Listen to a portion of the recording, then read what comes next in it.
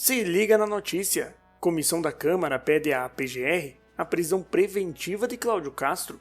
A Comissão de Direitos Humanos e Minorias da Câmara dos Deputados apresentou um ofício ao Procurador-Geral da República, Paulo Gonet, solicitando a abertura de investigação criminal e a possibilidade de prisão preventiva do governador do Rio de Janeiro, Cláudio Castro.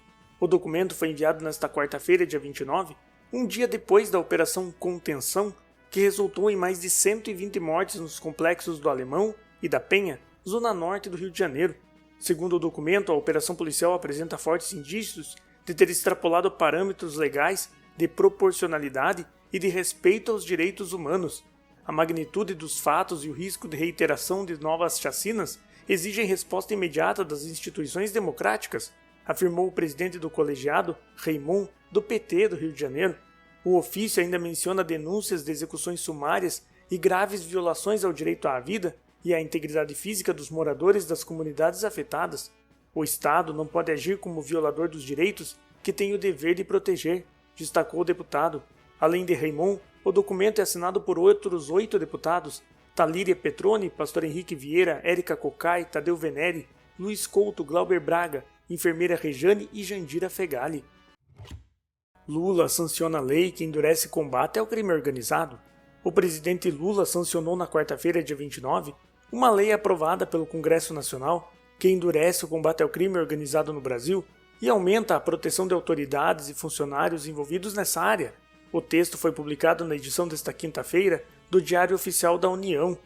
A nova Lei nº 15.245 de 2025 altera a Lei das Organizações Criminosas, número 12.850 de 2013, para tipificar 2 novas modalidades de crime ligadas à obstrução de investigações contra o crime organizado. São elas: obstrução de ações contra o crime organizado e conspiração para obstrução de ações contra o crime organizado. A punição estabelecida é de 4 a 12 anos de reclusão, com início de cumprimento em presídio de segurança máxima, além de multa.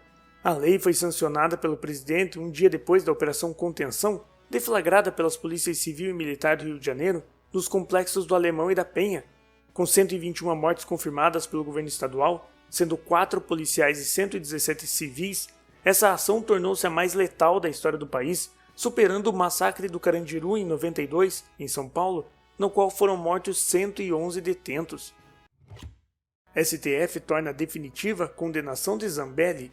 O STF declarou definitiva a condenação da deputada federal Carla Zambelli por perseguição armada nesta quinta-feira, dia 30 de outubro.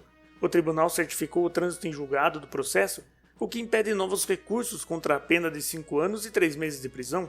Atualmente presa na Itália, Zambelli foi condenada por perseguir com uma arma um apoiador do presidente Lula em São Paulo, na véspera do segundo turno das eleições de 2022. Com a decisão da Suprema Corte, a pena já pode ser executada, uma vez que se esgotaram todas as possibilidades de recursos. No julgamento, a maioria dos ministros seguiu o voto do relator, ministro Gilmar Mendes, que ressaltou o elevado grau de reprovabilidade na conduta da deputada. Os ministros Alexandre de Moraes, Carmen Lúcia, Cristiano Zanin, Dias Toffoli, Edson Fachin, Flávio Dino, Luiz Fux e o ministro Luiz Roberto Barroso foram favoráveis à condenação. Nunes Marques e André Mendonça foram contrários. Esta é a segunda condenação da deputada pelo STF, que anteriormente já havia determinado uma pena de 10 anos por invasão de sistemas do CNJ, Conselho Nacional de Justiça.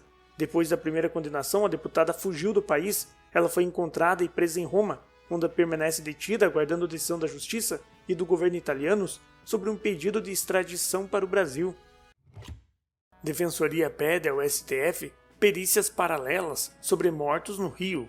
A Defensoria Pública do Estado do Rio de Janeiro pediu nesta quinta-feira, dia 30, ao ministro Alexandre de Moraes, do STF, autorização para realizar laudos paralelos sobre os corpos das vítimas da Operação Contenção, que deixou 121 mortos. A ação, realizada na terça-feira, dia 28, nos complexos do Alemão e da Penha, é a mais letal da história brasileira. O pedido foi protocolado na ADPF, Arguição de Descumprimento de Preceito Fundamental 635, conhecido como ADPF das Favelas, que trata da redução da letalidade policial em comunidades e tem Moraes como relator. O texto requer decisão urgente do ministro sob o argumento de que os corpos podem ser enterrados.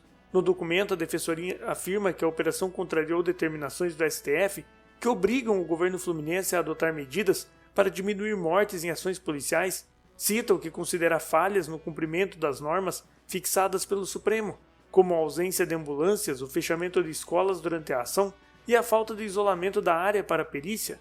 Segundo o órgão, esses fatores teriam comprometido a imparcialidade e a confiabilidade das perícias conduzidas, apesar da intervenção do Ministério Público do Estado do Rio de Janeiro. E aí, o que você achou dessa notícia? Comenta que eu quero saber. E não se esqueça também de se inscrever no canal.